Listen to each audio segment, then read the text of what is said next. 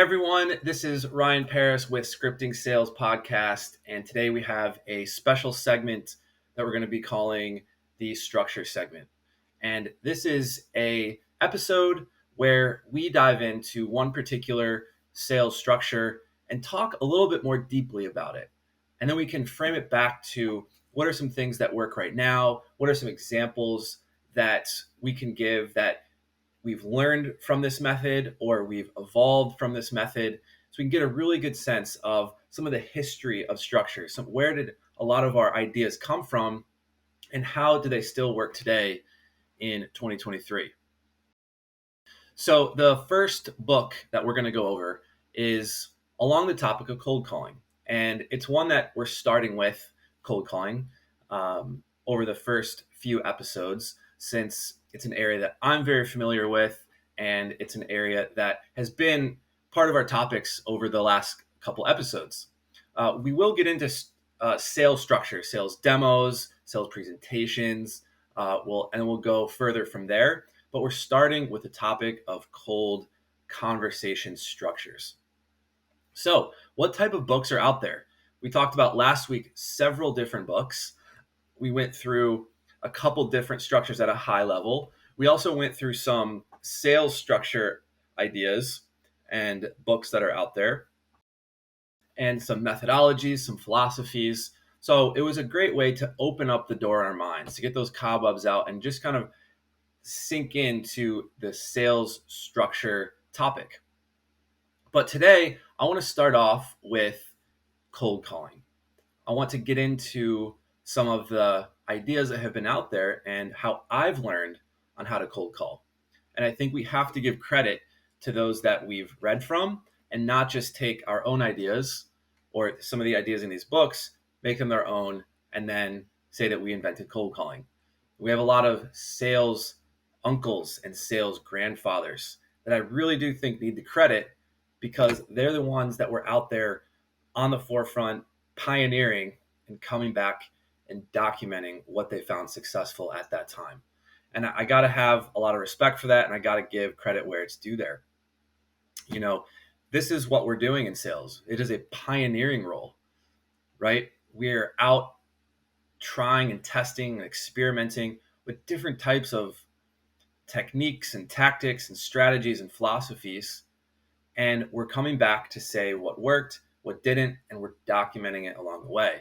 And that's how I've seen a plethora of books and publications and content and videos around the topic, because of the courage, the boldness, the audacity that salespeople have had in the market to make a connection that's relevant to prospects in the 21st century. So the jersey that I have on today is an England jersey, and I didn't even know it. So I subscribe to this interesting service, cool service. It's called Mystery Shirt in a Box. And every 60 days, they send me a new soccer jersey, and I have no idea what it's going to be. I clicked like the leagues or the places that they're allowed to send from. And this time I got this like vintage 1996 England jersey. And I didn't even know this was one of their alternate logos, 3 roses. I guess maybe, I don't really know if that's what they call it, but I know like the 3 lions is a very England nickname. So, you know what I like about it though? It's got a collar, and at Superhuman, we have one rule in our remote land office space, which is you have to have a collar. So, counts. I can wear this to work. All right. Today, we're going to talk about a book that I mentioned last time. I don't know if I had it out, and it's called Cold Call Techniques That Really Work by Stephan Schiffman, America's #1 corporate sales trainer. I didn't know. So let's look into this book, because there's nuggets in here. There is cold call structure in here. There's tips, tricks, techniques. And that's one thing I've noticed about a lot of the cold call books. I'm always picking up a new technique and a way of having a conversation that paints a picture for the prospect that's building interest, curiosity, and many times trust. So what do we have here? Cold call techniques that really work. Now, when I first got into this book, I don't know if you've read this, and if you have, please, I'd like to hear your thoughts and comments about what you gleaned from this, what your thoughts are and how it's relevant to today's cold calling. But one of the things that any cold call book that I read, there's a couple different ways that authors build up to the structure or how to cold call. And either they talk about, and this is in podcasts as well, or courses, they talk about something before the structure, before the how. They either talk about the mindset that you need to have. They talk about the purpose. That's the direction I've gone with H to H, at least in our first book here. Or they can talk about some of the sales math. What are the things that you need to do from a math perspective in order to make cold calling, appointment setting, lead gen, and sales work for you from this channel? So there's just different ways that they open up into that, and sales math is the way that Schiffman does that. He talks about the funnel. If you want a certain number of sales, you reverse engineer it into a certain number of appointments or prospects, rather, as how he says it, and then reverse engineer that to a number of appointments, because not all appointments become prospects. And I think in Salesforce kind of current language, I think it would be probably something like appointments, opportunities, right, and then sales. And so that is the way that he starts off, and I do appreciate that because it helps us to frame how cold calling can work, because it can feel like you're always pushing up a rock up a mountain. And unless you have that perspective, you don't know when the tipping point is for it to roll down and have success. So I think that's great. And I do think that one of the principles that almost every author or every sales trainer or every sales improvement consultant will say is, always keep prospecting, right? Always be calling, always be closing, one more call. And I think it's a great mentality because it's that grittiness in outbound sales that tips us over the edge, that gets us not only the results we're looking for, but above that. So I do appreciate that in this book. And I think the beginning paints us a nice picture and sets us up for success. He does have a sales structure around the presentation, but I'm not going to get into that today. We're going to save that, and maybe we'll come back to this book later. But it's a short snippet about that when you are doing pitches. So what I would like to do is I am going to talk about the chapter in depth that he calls the cold call mechanics. And he has 5 basic elements of an initial cold call. 5 basic elements. They are getting the person's attention, identify yourself and your company, give the reason for your call, make a qualifying questioning statement, and set the appointment. So these 5 elements he delves into a bit in this book, and that's what we're going to talk about. And let me just say, when would you guess that this book was written? Now, this is the 7th edition. So let me go all the way back. When would you guess? 1987, people. What is that? Is that like it's 30 some years? 35? I don't even know. 2007. Yeah. So let's go into this right now. We have the 5 basic elements. So in the 80s, early 90s, this is the thing that was working. Okay. So interesting is that these elements, as I'm finding out, are very short. They're very, very short segments here. So we break them up into getting the person's attention. So getting person's attention, identify yourself, give the reason, make a qualifying question, set the appointment. So in getting the person's attention, Schiffman says that you want to say your name and then pause. So let me go to the example that he gets. Good morning, Mr. Jones. That's element 1. But let me just tell you before he gets to that, and that's the answer. That's the answer.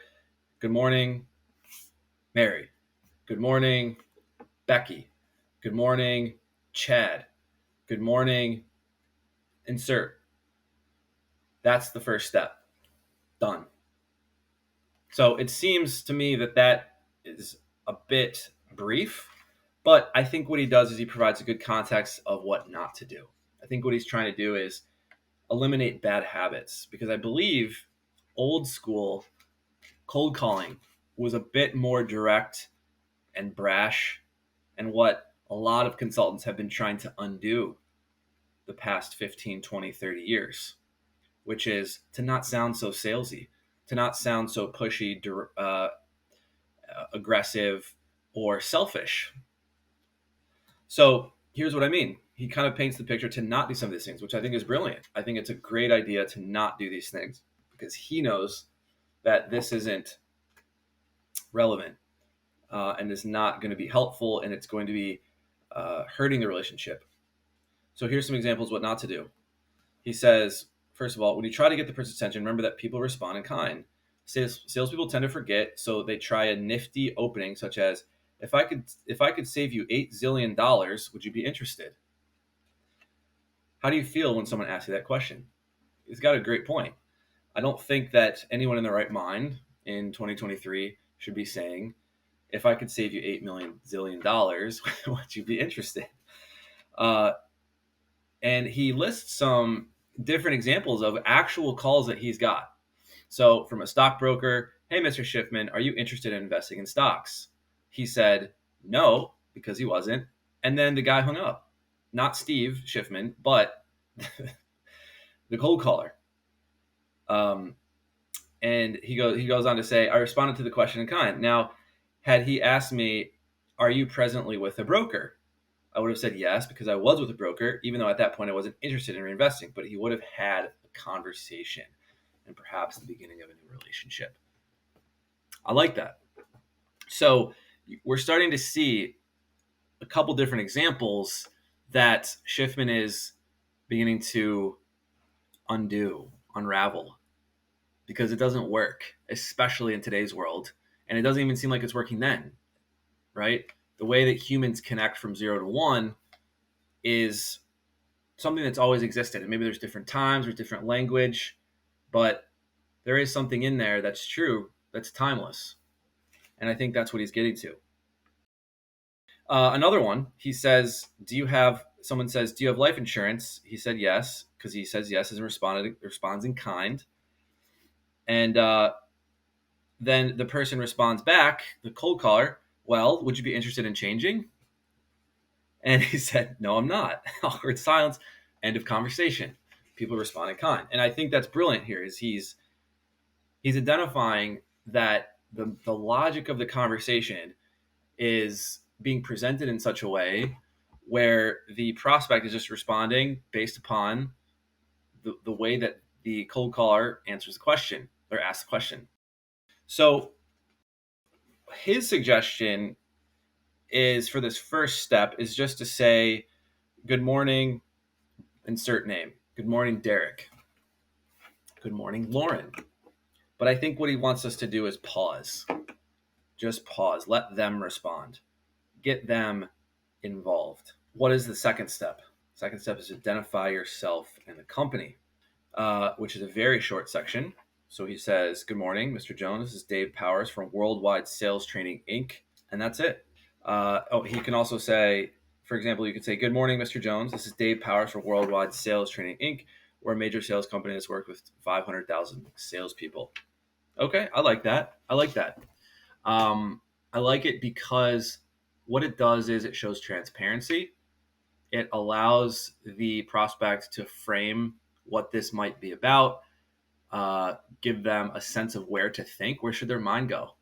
And that's a huge part of cold calling. A lot of times we don't think about as cold callers, is that we have to put ourselves not only in the shoes, but in the brains of the other person that we're calling.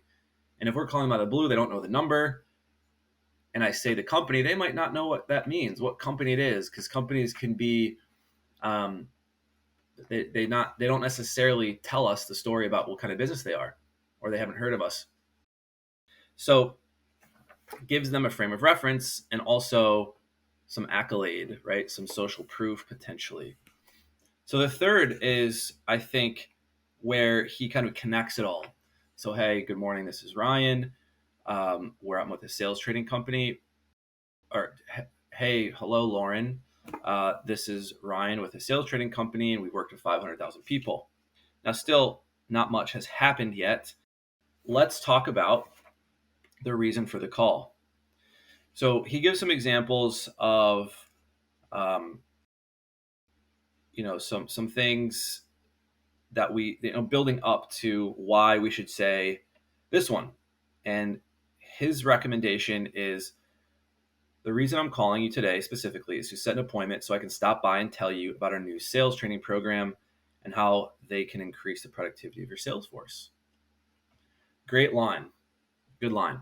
And the reason is because I think it gives them a little bit more connection to what can be done for their business, for the prospect's business, and how they're going to get there, how and what they're going to receive. Very simple terms. So I really do like this reason for the call. And I think other folks could say this is a value proposition or a calling propositions, which we say H2H. Those are the types of things that, I think this section is meant for. And on a cold call, and with his style, he's getting it all out there early on. Hi, my name's Ryan. Step one, I'm with XYZ Training Company. We're a major training company that's worked with 500,000 people. That's step two. The reason for I'm calling today is specifically to set an appointment so I can stop by and tell you about our new sales training program and how they can increase the productivity. And I do like the fact that he says the reason is to set an appointment. And I've talked about this before, maybe on LinkedIn. I'm not sure if I've mentioned it so far in previous episodes, but when we say the reason for the call, I think we have to be careful with that, because if we're not attaching that phrase, the reason, to the actual point of our call, then we are doing our prospect a disservice, and we're trying to extend and we're using it as a crutch. Just like we might say certain words and phrases as a crutch, we're saying it for us. We're not saying it for the prospect, because it makes us feel like we have control. But really, what we're doing is we are confusing our prospects in some fashion. It might be subliminal, but we're confusing them. So I don't think he's doing that here. But in a later edition, or maybe a little bit later, we can talk about why that might not be good. So, for instance, I'll touch on it now. So, if we're in a modern conversation, I might say, "Hey, Lauren, this is Ryan with Superhuman. We do cold call appointment setting for companies like yours. And do you have a outsourced lead gen company right now to help you generate leads and appointments for your sales pipeline?" And they say, "No, we don't." Okay, well, that's why I'm reaching out. The reason for my call is we wanted to share with you that we can provide 1 to 100 leads per month based upon your industry type and number of call activities you choose, and go on from there. And then I'll go on and say, would you be open to an appointment? And so what I think it does is if you say it at that point in the conversation too early, use it as a crutch to because you're fearful that they might not stay with you. And you're fearful that they aren't going to be paying attention. So you use that powerful transition phrase too early. Now, I got to give Steve Schiffman credit here, because he says the reason for my call is to set an appointment. And that's exactly what the reason for the call is. Now, I don't mind if that's the reason, but if I were in a conversation and saying the reason for my call is to share with you about our service, and then at the very end I try to close hard with an appointment, well, then I'm confusing the prospect, because it's going to feel like the reason is for the appointment and not to just tell you about the service that can help you. You see what I'm saying there? So if I shift that back and say, hey, do you have an outsourced lead gen company right now? Have you considered it? And they say, no, I don't. And I say, okay, no problem. And, we wanted to reach out because we provide a service that can help generate 1 to 100 leads per month, depending on the project size and industry. And then I'll go on to ask another discovery question and say, so the reason for my call is I was wanted to see if you'd be open to learning a little bit more about how this could help you, and then try to ask for the appointment. Would you be open to an appointment?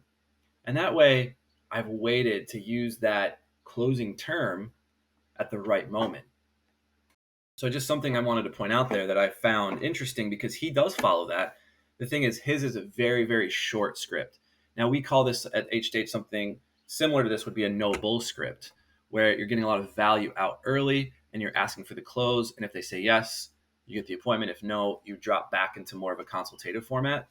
But with this one, we'll get to how he closes it. So I'll stop that. But he's going very early and saying, the reason I'm calling you today specifically is to set an appointment so I can stop by and tell you about our new sales training program and how you can increase productivity of your sales force. So he says, notice that I've just said paint a picture for Mr. Jones. I've really given him a reason for my call. I've talked about increasing productivity. I've actually given him some reasons we should get together. The call is now very directed. I'm not calling to introduce myself. I'm not calling to send a business card. I'm not calling to ask permission. I'm not calling to ask Mr. Jones any questions. That's one thing he doesn't do either, is he doesn't ask permission in the very beginning. Do you have 30 seconds? Do you have a minute? Which I think is interesting.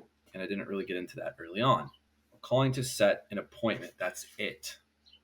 So what's the next step? Step 4, make a question or qualifying statement. So here's an example of what he says. I'm sure that you, like ABC Company, are interested in having a more effective sales staff. And that's the way that he would open a qualifying statement. So not asking, would you like, or do you need a more qualified sales staff or more effective sales staff? He's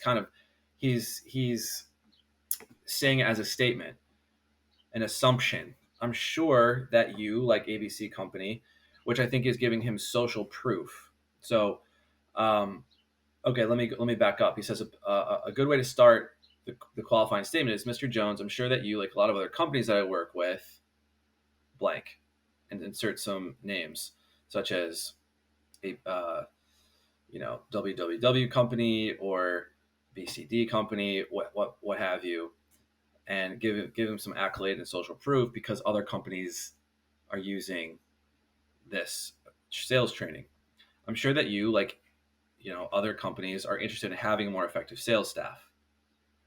So that's the qualifying section here. And this way, it's giving the prospect some credibility, like giving the prospect confidence that this company that's calling has some credibility. Someone else has worked for them, and that's important. In H to H, we call that an outstanding accolade, and it gives confidence that this isn't their first walk around the block. Step 5 is set the appointment. So that's great, Mr. Jones. Then we should get together. How about Tuesday at 3? He says the biggest mistake most salespeople make is that they fail to ask directly and specifically for the appointment. If you wish to benefit from my techniques, you must pose the request an appointment exactly as I've outlined here. So instead of saying something like, hey, how about I'll call you back sometime next week, be very specific. And we are 100% on board with that at H2H and SHP. You have to be specific. You have to confirm. You have to be direct there, because people will flake. People won't take you seriously, things of that nature. So let's do it all together. So I know I've chopped that up, but he has an example here. So let's give it a read. Good morning, Mr. Jones. Step 1.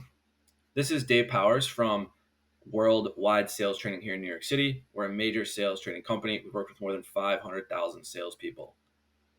That's step 2, right?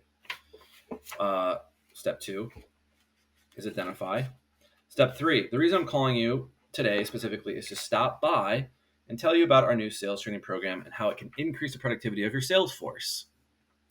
So that's the reason for the call. And then he wants a qualifying question or statement. I'm sure that you, like ABC, are invested in and interested in having a more effective sales staff. And he expects a positive response from the prospect.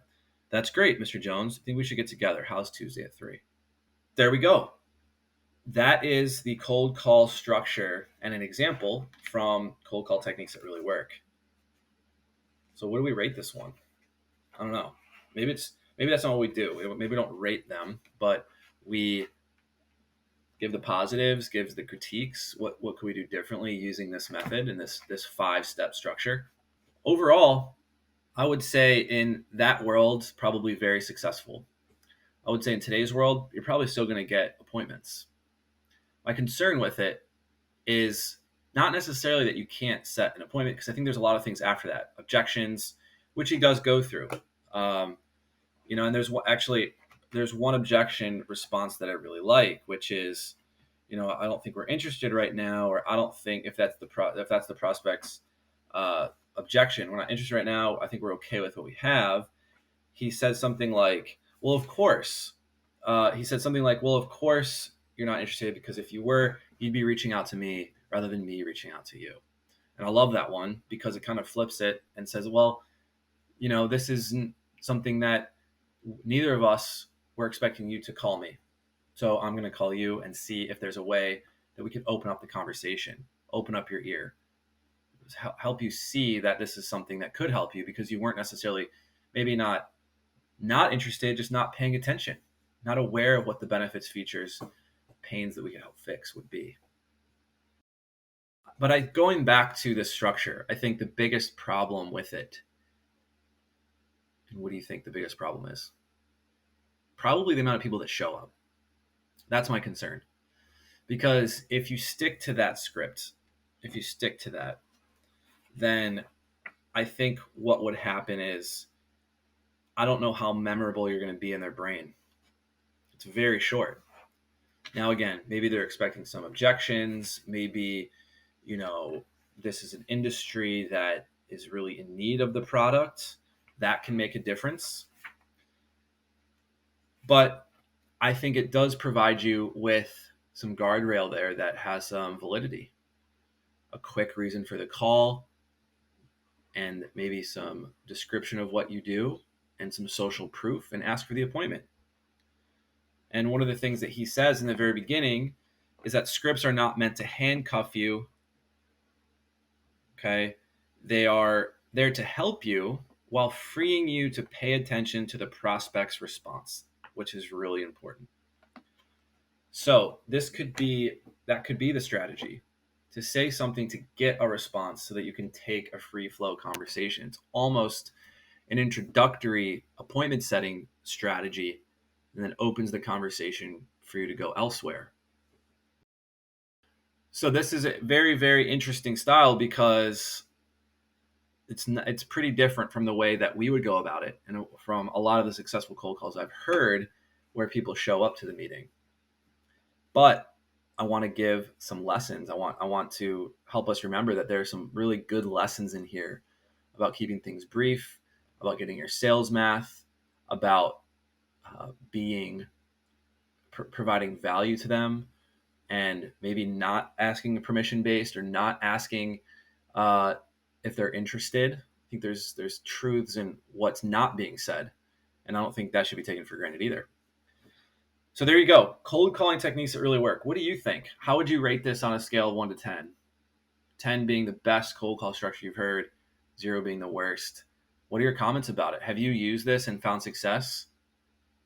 Because I have not used this one specifically. I've used elements of it. I've used that objection response. I've used the reason for my call, but just at different parts. I like the way that he crafts a very brief value statement there. So, thank you for stopping by. This is our first structure segment, Cold Calling Techniques That Really Work by Stephan Schiffman. Stay tuned. See you next time.